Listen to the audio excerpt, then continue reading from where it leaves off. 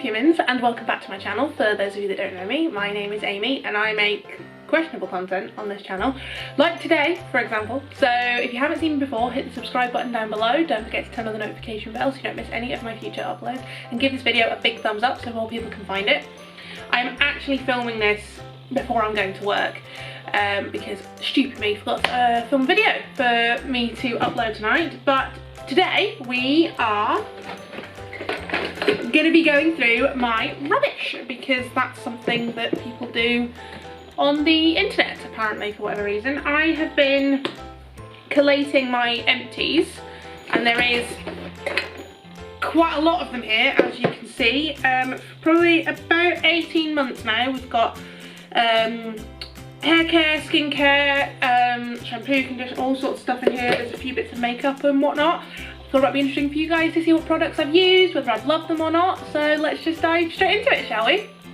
So I'm actually gonna move this over there and I'll just grab products and talk about them. I'll start with one of the ones that's on the top. There's gonna be no rhyme or reason for this. So this is the Garnier Ultimate Blends hair food. It's the repairing one with papaya and amla. This is probably the best smelling one to my nose, and one that actually works the most. I've had this tub for ages. It took me ages to get through it. What I like about the Garnier hair foods, you can use them as a conditioner, a mask and a leave-in treatment. 98% natural ingredients, they smell really good, and this one specifically actually does work. The banana one is a bit questionable. I've not tried the coconut or the aloe one, but I do like the goji berry one. That's actually upstairs in my shower right now. Then I've got a big massive tub of Epiderm. This is what I use on my hands when I get my nasty disgusting eczema on my hands. I've had this for yonks and I've literally only just finished it. It lasts forever. You can buy this in Boots as well as getting it on prescription. It's just a really basic moisturizer. It's really, really good. Smells a bit weird, but yeah, there's not really a lot to say about that. Then we have the Head & Shoulders Classic Clean 0% parabens, phosphates and paraffins. I really like Head & Shoulders actually as a brand. This isn't my preferred one. I like the apple one or the lemon and lime one.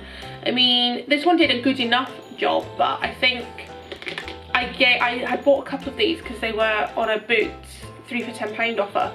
And I ended up giving a lot of them to my brother. I wouldn't personally repurchase this because I started using Function of Beauty and other things that work better for me with my hair. But if you are struggling with kind of dandruff, or even if you're not, it's still a really good shampoo. So I mean, I would recommend it. It's just I don't use it anymore. So I have 3 deodorants here. I have Sure Motion Scent Shower Fresh.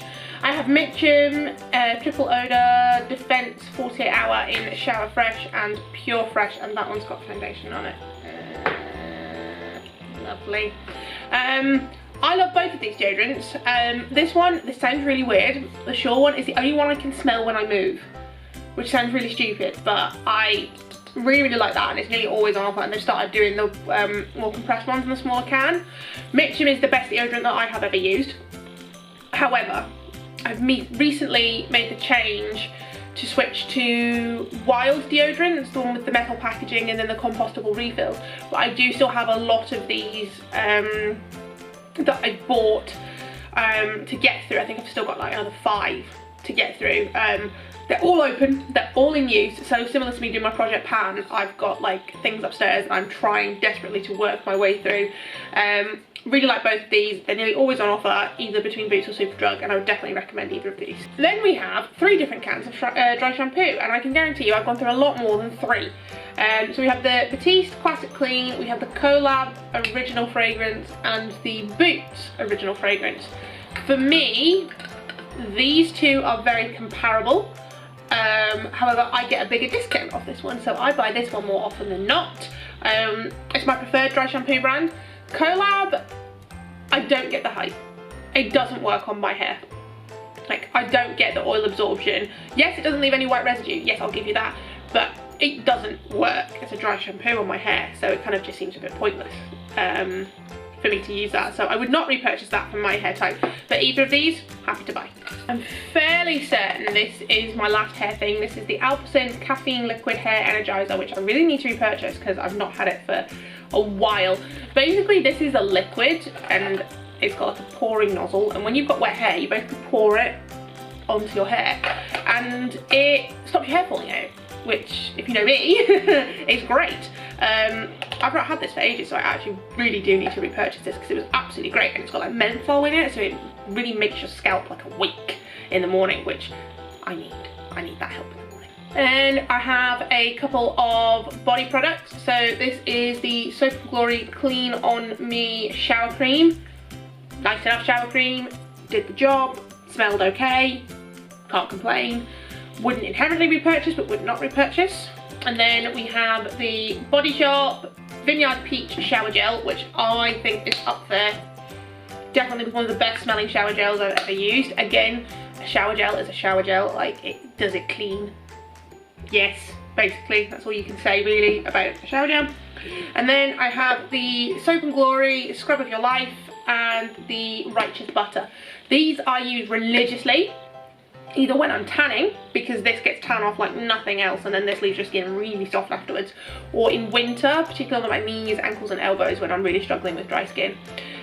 This is really thick, really creamy, really quite occlusive, and it comes in like a massive pot, so it'll take you ages to get through it. I did manage it.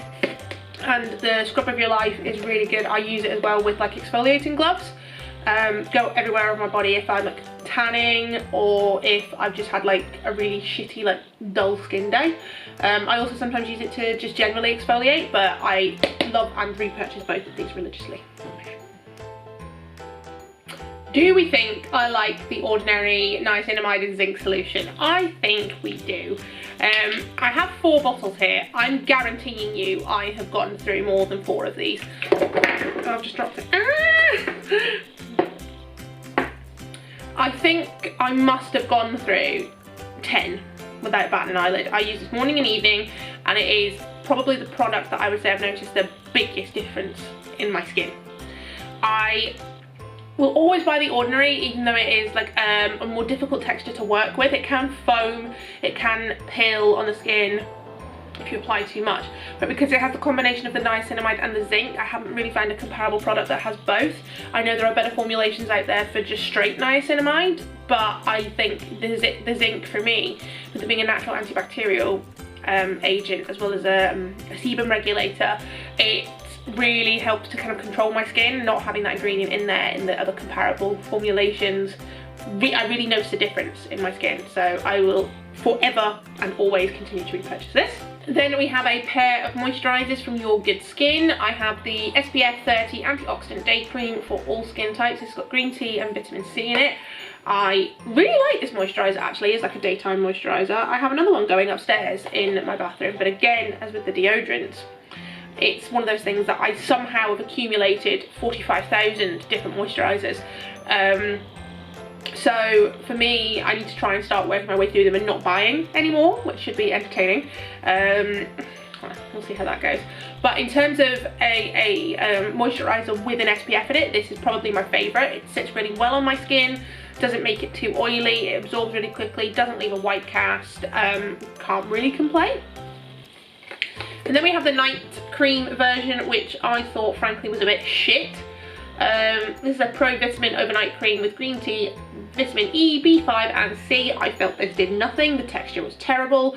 I only finished it so I didn't waste it, but frankly I felt like it didn't do anything. It made my skin feel really horrible and greasy, and I had to use like 4 times as much product as I thought I would need to for me to not feel like my skin was dying, so that's fun. A moisturiser that I do like for night time is the Boots Vitamin C Brightening Sleeping Mask. This has got to be one of the best smelling moisturisers that I've ever used. It smells like orange sherbet. I actually only finished that last night.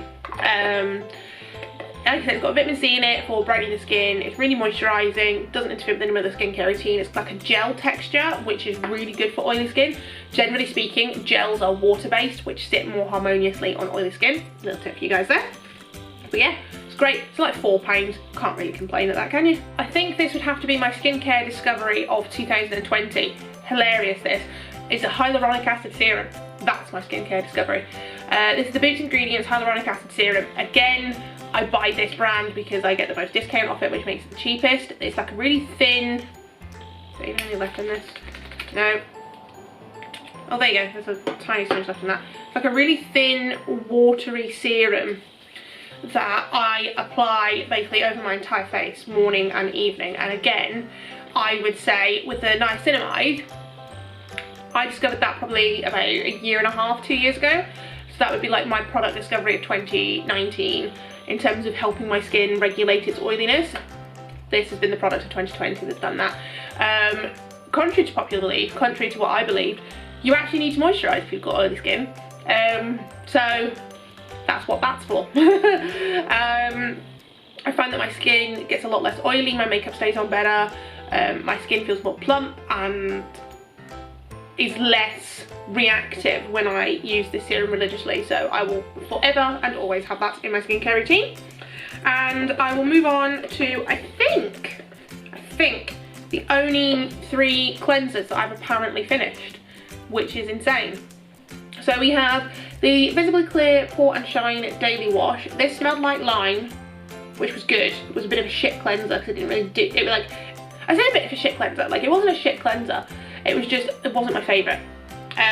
Any like soapy cleansers I inherently compare to the Soap and Glory Brightening Vitamin C Wash, which is my favourite foaming facial cleanser. This was a bit meh, did the job, but I mean, I wouldn't repurchase it. Then we have the Primark Brightening Hot Cloth Cleanser. Again, bit of a meh product. Did the job, but I wouldn't repurchase it because I think for me there are better cleansers on the market that I prefer. I don't really like cream cleansers anymore. I like more gel, kind of oily based cleansers. I find them better at getting my makeup off, so whatever. And then we have the Sanctuary Spa 5-minute Thermal Detox Mask. And this I love. So it's like a charcoal mud mask that you put on your face and it heats up and it opens up all your pores and then brings out all the gunk and then you wash it off. Fabulous. It comes in a really big tube, which is really handy for masks because sometimes it comes in like a little tiny pot. And I like the squeezy tube aspect, so you just literally rub it all over your face. You don't have to worry about scooping anything anywhere or anything at all. This is again nearly always on offer in either a Boots or a Superdrug, so I would definitely recommend that. Last couple of skincare bits before we move on to makeup. This is the Estee Lauder Advanced Night Repair Eye Concentrate Matrix. Best nighttime eye cream that I have ever used. This is like a sample size that I've absolutely mullered, taken like ages to get through it. Doesn't sting my eyes, doesn't irritate, really helps to kind of moisturise the area, and for me I will definitely repurchase that when I get through all the other crap that I'm going to get through.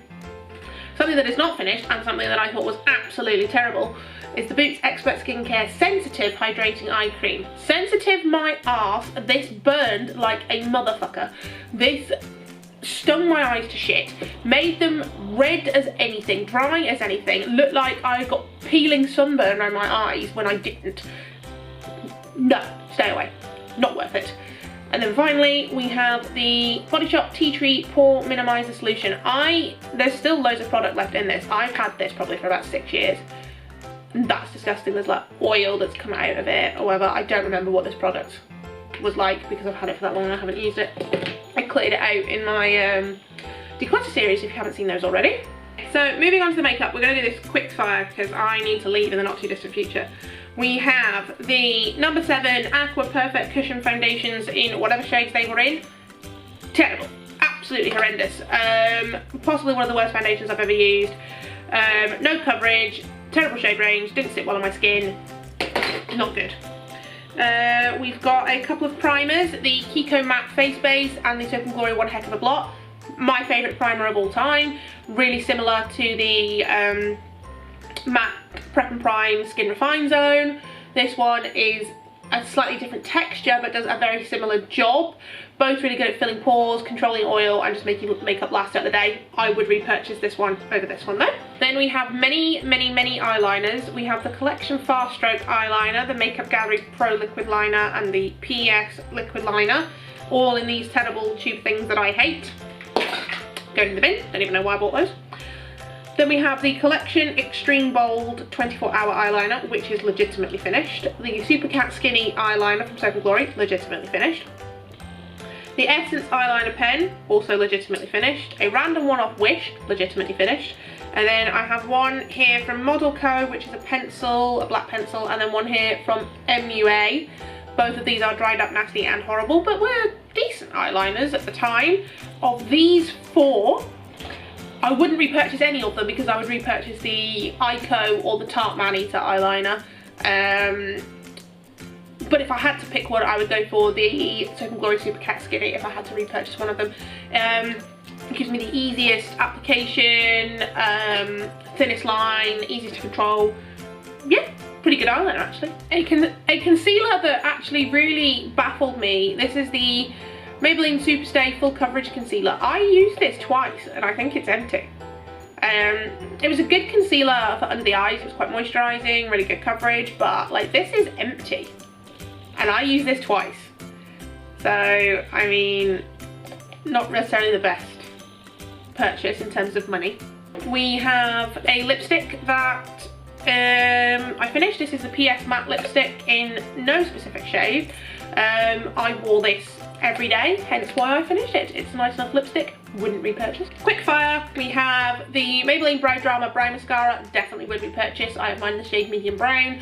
It adds some colour and some texture to the brows without giving you like a crunchy or crisp feeling. It sets really well, so it holds your brows up all day. Absolutely great. I just have a lot of crap that I need to get to before I get around to repurchasing other things. And then my mascaras that I have finished, we have the Too Faced Better Than Sex Waterproof Mascara in a sample size. We have the No. 7 Extreme Length Waterproof in a sample size.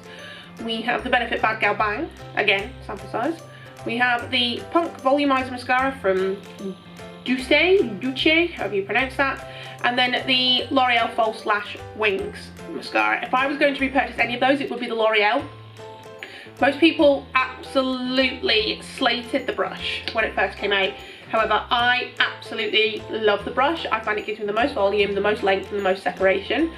But generally speaking, I do prefer sample size mascaras, which is why you'll see a lot of these probably popping up in my next Empties video. So yeah, that's all my Empties. No actual face or base products. Hopefully that will change in the next one and I'll start getting my way through some of my products upstairs. Let me know what products you guys have finished this year so I know that if I need to go and buy something, what I should be buying. Hit the subscribe button down below, hit the notification bell so don't miss any of my future uploads and give this video a big thumbs up so more people can find it. And other than that, I'll see you next time. Bye guys!